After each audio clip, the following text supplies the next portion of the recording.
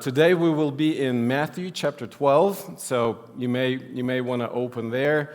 We'll get to it really, really soon. And we are continuing the series that we started last time, and I called it Do Not Try This at Home. Okay, today is going to be part 2. No videos of crazy splits between the two trucks going backwards today, unfortunately.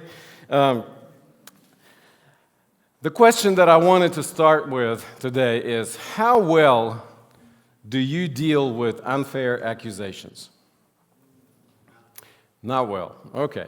I think that Bud pretty much spoke for all of us.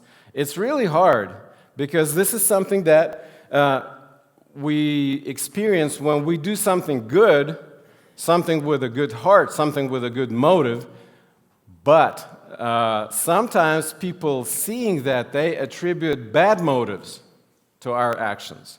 They think they know why we did something. They think they know what motivated us to do that. And it's really hard to deal with that, especially if we did something good, something useful, when we help somebody in need, for instance. It could be really deflating when we hear comments like this. And I think all of us have experienced that in one way or another. And so you may have a really easy time relating to what we're going to be talking about. And I think I mentioned that all of us probably have experienced that, but I don't think any of us have experienced that to such a degree as Jesus did during his ministry. And so this is where we get to our Matthew chapter 12, and we will read starting in verse 22 and 23. Then they brought him a demon-possessed man who was blind and mute, and Jesus healed him so that he could both talk and see. All the people were astonished and said, "Could this be the Son of David?" Let's slow down for a minute, okay? To just appreciate the magnitude of what Jesus has done. Because, we read the Bible, hopefully we read the Bible. We read through the Bible and we read, well, Jesus healed this person. Jesus gave sight to the blind. Jesus raised someone from the dead. And we kind of get used to it. It doesn't impress us very much anymore. And so familiarity starts choking that feeling of being amazed and the feeling of wonder. You just like, oh, yeah, again, next time, one more time, Jesus healed somebody. We're talking about a big deal here. So Jesus heals a demon-possessed man, and he gave him his vision back and the ability to speak, and he freed him from the demon that possessed him. Those of us who with poor vision, we can really appreciate getting the vision back. When we, you don't have to, can you imagine, some of us have poorer vision, some of us have a pretty bad vision, but can you imagine not being able to see at all? That's what the person was. And so he gives them the sight back. I think I would really appreciate it. I think it would be really cool if I didn't have to wear glasses, especially, thinking, okay, am I on the way here, we were talking with Oksana, and I'm like, she said, well, I forgot my glasses today. I said, well, I almost never forget to do it because it's become such a habit. You leave the house, you think, okay, well, I have the glasses for just everything, just to be able to see, but then will I need to read? What the things that that are ahead of me? Do I need to bring my reading glasses? Because these don't work very well. I can kind of read, but it's making it hard. So I would really appreciate getting the 20/20 vision back. So that you can see far, you can read, you can see stuff on the phone. That would be real awesome. So this is what the guy got. I'm not sure how big of a deal it was for him to get his ability to speak back. because men don't usually speak a lot anyways. Right? Wrong? Okay. Just thought I'd throw it out just for you to consider that. And then getting a demon out of him was a big deal for sure. I mean, he was possessed. When we read about the people that were possessed by demons, it was awful. I mean, this is something that controls you, controls your behavior, controls the things that you do, controls the things, controls how you behave. I mean, we read about demons throwing people into the fire or just, having seizures and stuff. So you never know what's going to happen to you next minute. And Jesus frees the person from that. He cast the demon out. And jokes aside, this was really like a wow miracle. They bring him a person who is demon-possessed, blind, and cannot talk, and he just heals him. He gives him all those things back. So it was such a great and amazing thing that people started wondering. The people that saw that, they started asking questions. Could this guy really be the Messiah? I mean, he's doing some powerful things. Maybe it's really him that we've been waiting for such a long time, for generations and generations. And so, while everybody who saw that miracle is wowed by it, the religious leaders, Pharisees, they quickly found an explanation for that miracle. And when we're going to read that, it's kind of like a free tip for the day, is sometimes it's better to not say anything than to say something we think is smart, and then making a fool out of yourself. So, verse 24. But when the Pharisees heard this, they said, "It is only by Beelzebul, the prince of demons, that this fellow drives out demons." So, Jesus is accused of using the satanic power to drive out a demon.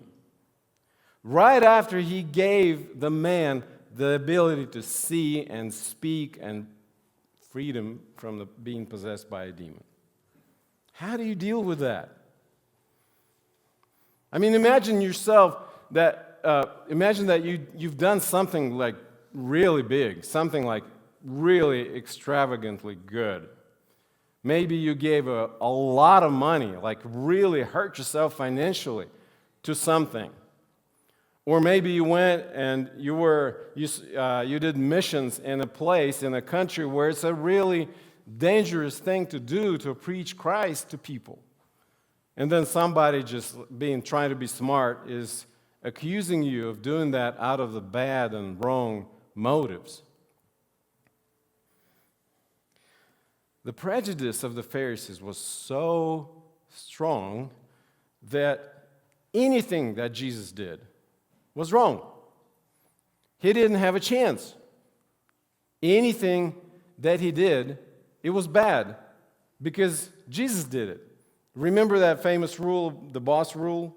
Like the boss is always right. And rule number 2 is if the boss is wrong, see rule number 1.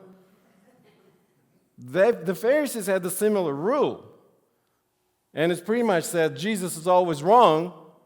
And if Jesus is right, see rule number 1. Jesus is always wrong because it's Jesus. So how do you deal with accusations like that? What do you say? And Jesus' response was, let's read verses 25 through 28. Jesus knew their thoughts, and then he said to them, "Every kingdom divided against itself will be ruined, and every city or household divided against itself will not stand. If Satan drives out Satan, he is divided against himself. How then can his kingdom stand? And if I drive out demons by Beelzebul, by whom do your people drive them out? So then, they will be your judges.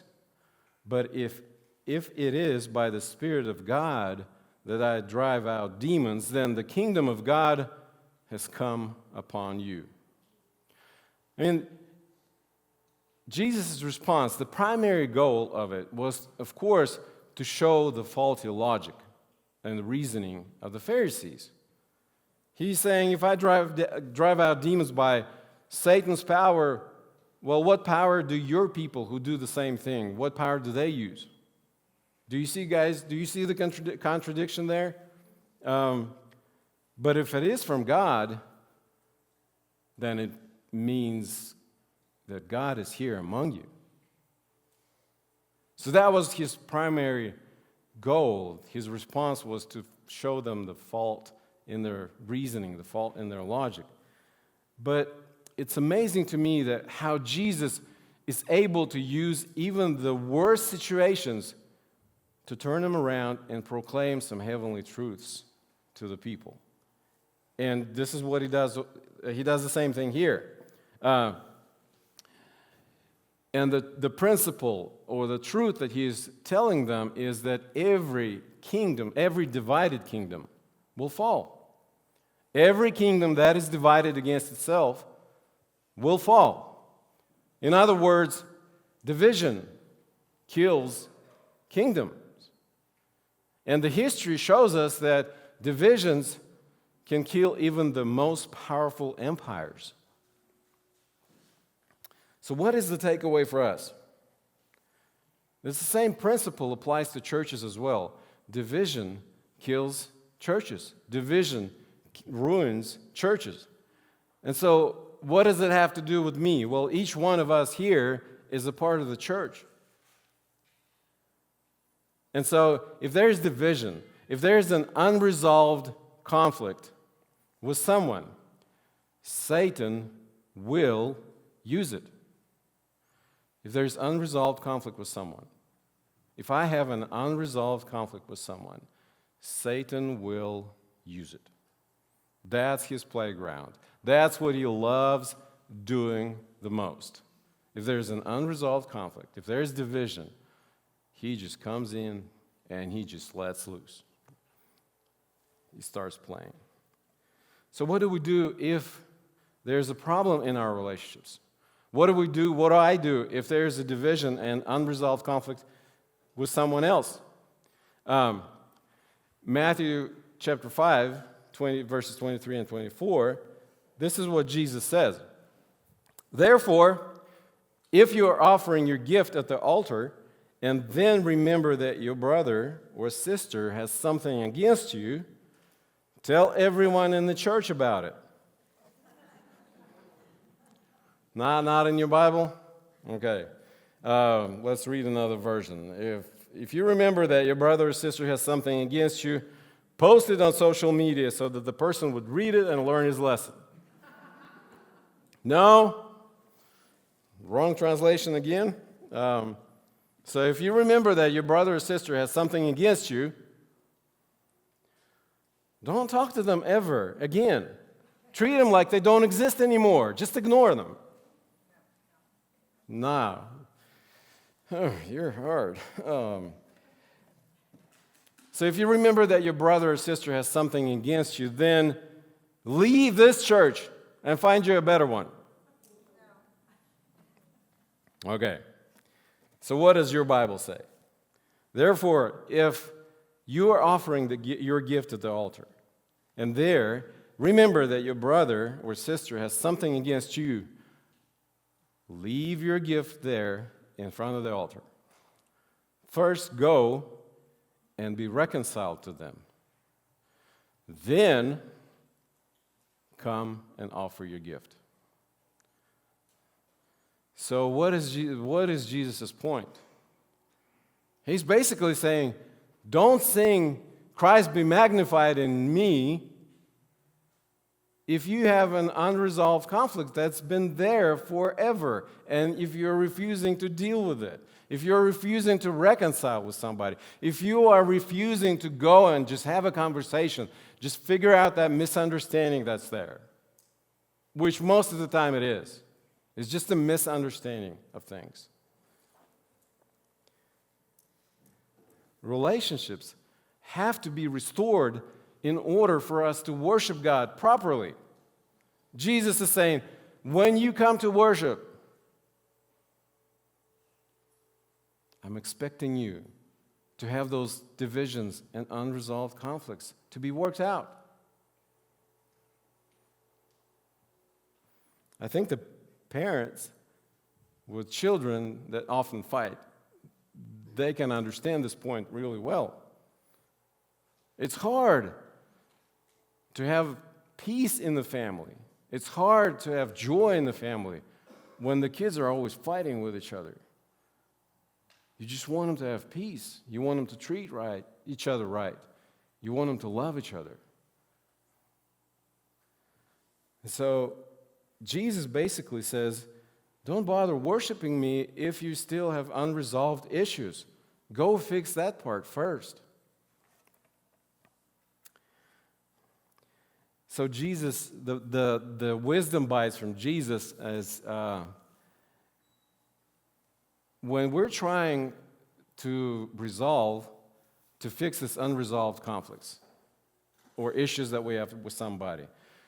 Looking at what he said, go and talk to the person instead of go and talk about the person. It says go, leave your gift at the altar and go and talk to the person. Go resolve that conflict. Don't go around talking to everybody else but that specific person that you have a problem with. Go and talk to the person. To resolves the issues. About makes them worse. Just ask yourself, when was the last time that you were able to resolve an issue by talking to other people or talking about the person instead of talking to the person? When was the last time that you were able to resolve those conflicts? I'll give you a hint. Never. It never happened.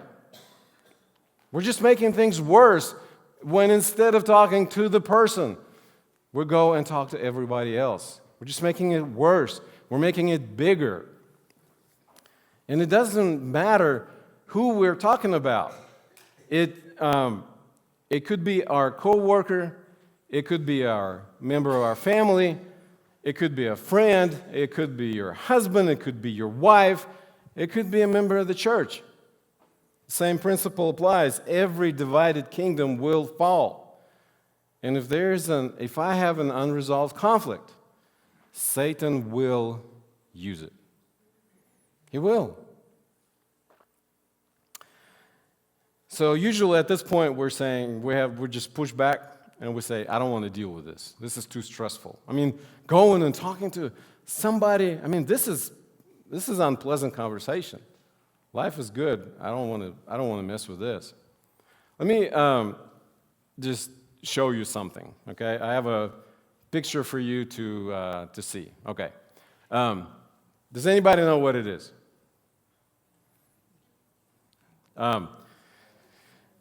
It's a crystal structure of sodium chloride. Do you know what a sodium chloride is?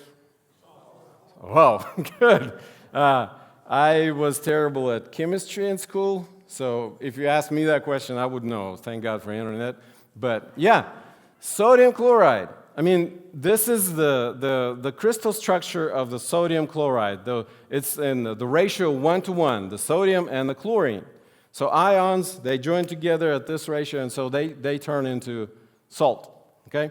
So in combination with each other, being together, they're very useful. We use salt to put in our food to enhance flavor. People use salt to preserve food from going bad. It can be used for multiple purposes. So de-icing, for instance, not a big issue here, I guess, but anyway. So together they can be very useful. They just stay when they stay together. But if you separate them, if you take them apart, then chlorine, especially in high concentration, can be very dangerous. It's actually a very poisonous thing to any living organism. and it's used as a chemical weapon agent. High concentration just kills life, destroys it. So together, they can be very, very good, useful. You take them apart, at least one part is very, extremely destructive. Becomes a chemical weapon of mass destruction. So, I know Bud is a chemical engineer. He probably will smile at my analogy, but there is no such thing as divided salt. Doesn't exist. If it's salt, then it means those two things are together. They're joined, they're combined. If you separate it, it stops being, it's not salt anymore. So, remember what Jesus calls us in Matthew 5:13? He says, "You are the sodium chloride of the earth." Right? You're the salt of the earth.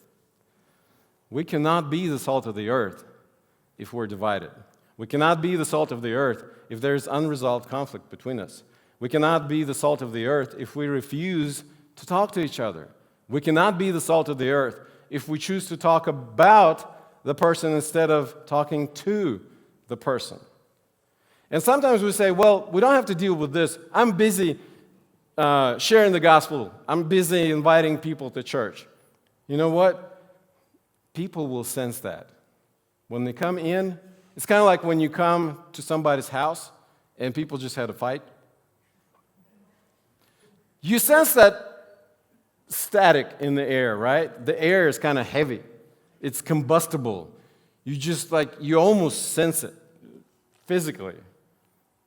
People they're talking to each other, but it's different. You know there's a problem. They will sense it. It's going to happen. The same thing is going to happen. If the church is divided and people come in and they spend some time here, they will sense it. They will see it. They will know it. So there is no point in us going and evangelizing and sharing the gospel if there's an unresolved conflict in us, if there's division.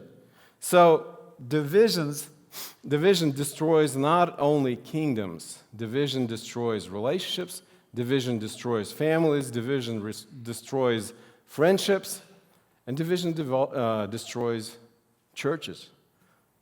So, consider this crazy analogy or metaphor, because, I don't have anything else to do. I just sit in the office and think of some crazy stuff all day. But I think this is kind of the image that I had in mind. All of us have bridges kind of sticking out from us. Bridges. Kind of like the Christmas tree. All kinds of bridges. Well, some people are very good at building bridges. Some people are very good at burning bridges. And so sometimes we wonder, why do I not have any friends? Why do people not enjoy being around me? Check your bridges. Maybe a lot of them you burned down. Maybe all of them are burned down, and there's really no way for people to approach you.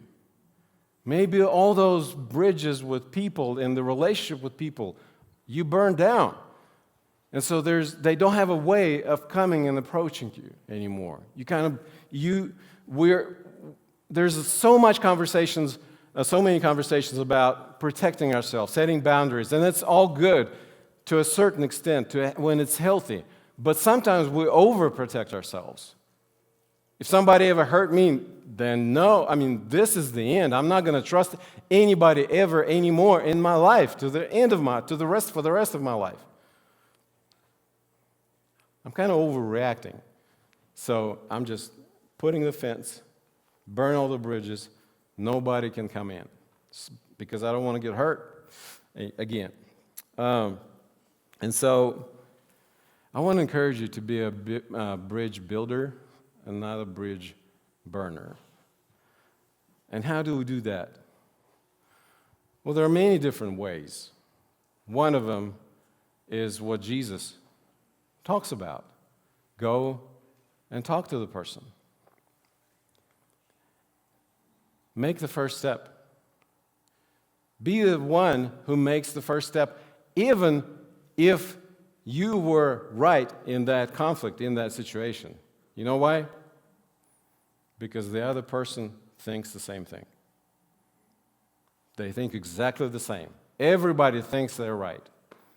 But somebody, if the relationships are important, if the relationships are a priority, then somebody has to make the first step. Instead of worrying who was right, instead of proving that I was right. Relationships are a lot more important than who was wrong and who was right. Sometimes we need to forget about figuring out who was right and who was wrong, because the relationships are much more important than that. So make reconciliation the main goal instead of winning the argument and trying to figure who was right and who was wrong. Because every divided kingdom will fall. And if I have an unresolved conflict, Satan will use it. And I know it's easier to talk about this from here than just doing it in real life. I know. Don't think that I'm just getting down on anybody. I struggle with this just as much as anybody here, okay? But the reward, if we choose the relationships, if we choose to build bridges, if we choose restoring relationships, the reward is so great. It's the unity and the harmony in our relationships, in our families, in our friendships, in our churches. There's a story in the book of Genesis. In chapter 11, people got together and they decided to build a tower. And the tower was supposed to reach the heavens. And they were doing really good. And the people, when they got together and started building that tower, they said, well, let's start doing that, and we'll make a name for ourselves. And then God looked at it, and this is what he said in Genesis 11, verse 6. He said, look, the people are united, and they all speak the same language. Wow. Cool. After this, nothing they set out to do will be impossible. God says if people are united, if they are together and they are united, and then nothing that they decide to do is going to be impossible for them. And we can be the church. We need to be this church. We need to be the church that's united. We need to be the church where God is present and he works in a powerful way. And we need to be the church there that nothing is impossible for the church.